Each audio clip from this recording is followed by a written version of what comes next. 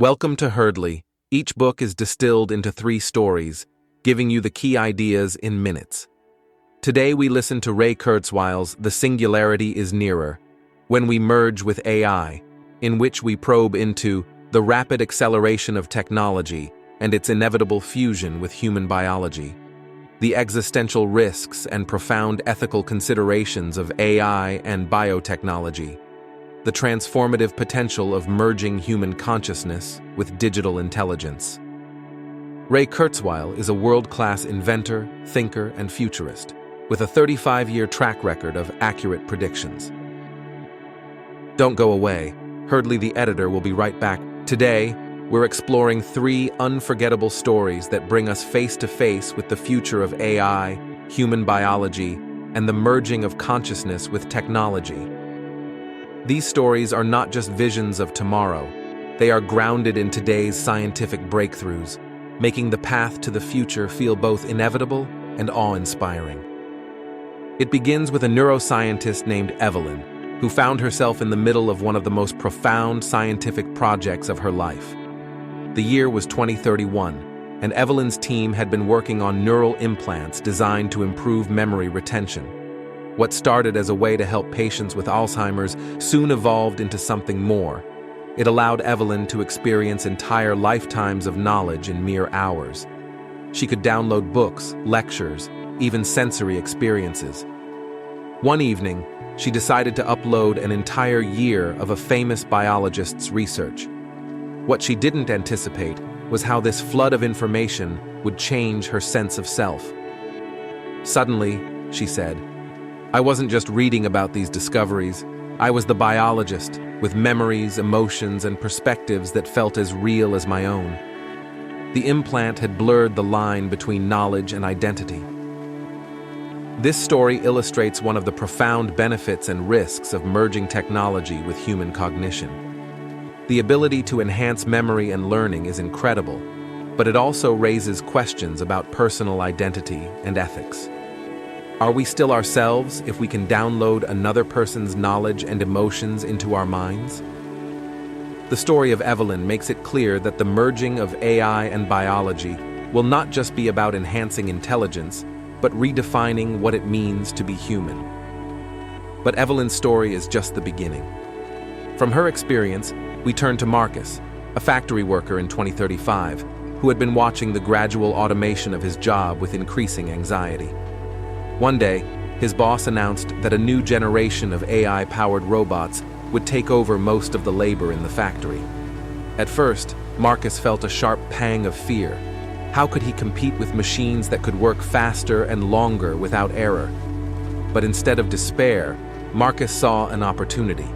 He enrolled in a free, government-sponsored program to learn how to work alongside AI. The program taught workers like Marcus how to monitor and manage the robots, using their human creativity to troubleshoot problems that AI couldn't predict. A year later, Marcus wasn't just managing the machines. He had developed a new skill set, using AI to improve factory operations.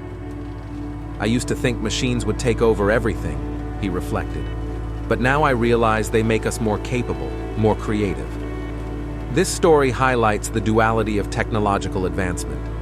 It displaces traditional roles, but it also creates new ones. The challenge for us is to embrace learning and adaptability. Marcus's transformation in the face of automation sets the stage for our next story, where adaptability takes on an entirely different form.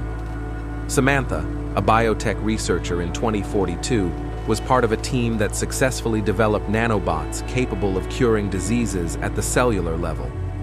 One of their earliest breakthroughs was using these nanobots to repair spinal injuries, allowing patients to regain full mobility after accidents that would have left them paralyzed.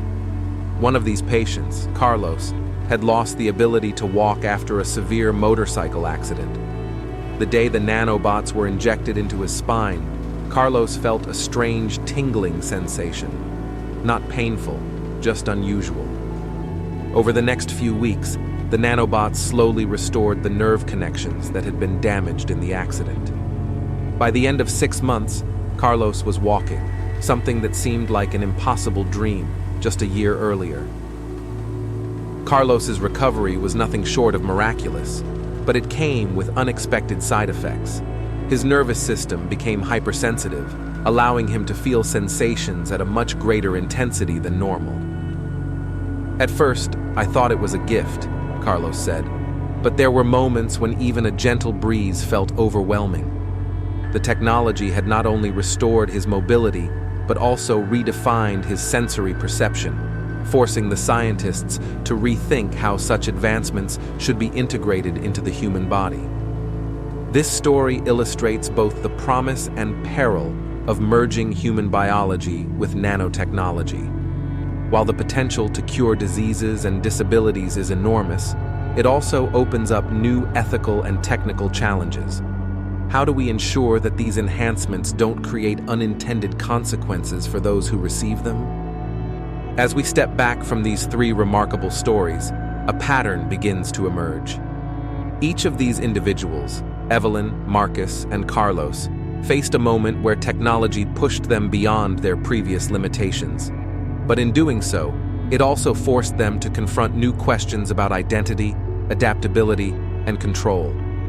Whether it's the neural implants blurring the line between self and others, AI reconfiguring the workforce, or nanobots transforming human biology, the merging of human and machine is as much a philosophical journey as it is a technical one.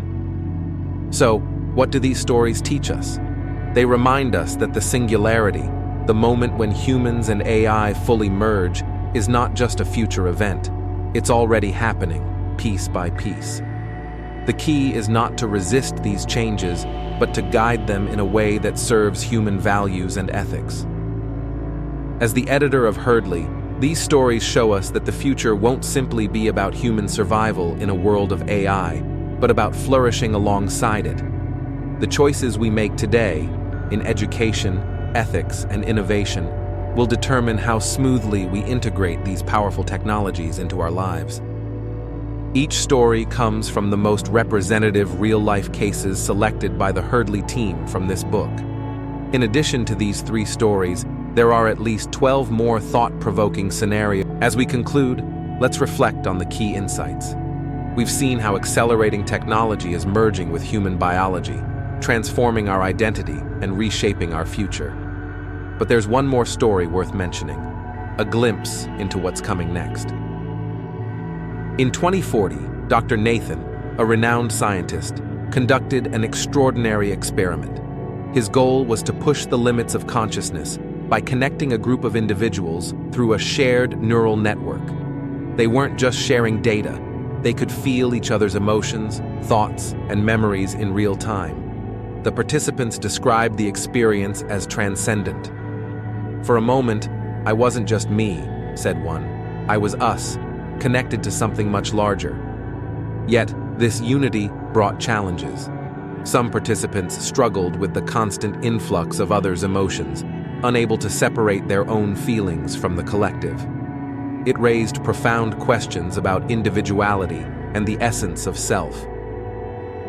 Dr. Nathan's experiment shows that as we merge more deeply with AI and each other, we will face entirely new social, emotional, and ethical challenges. How much of ourselves are we willing to share or lose? The story forces us to consider not just the technological possibilities, but the human costs. The promise of technological integration is vast, but we must navigate it wisely.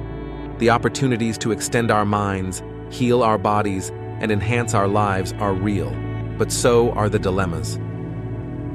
Each story serves as a window into this future,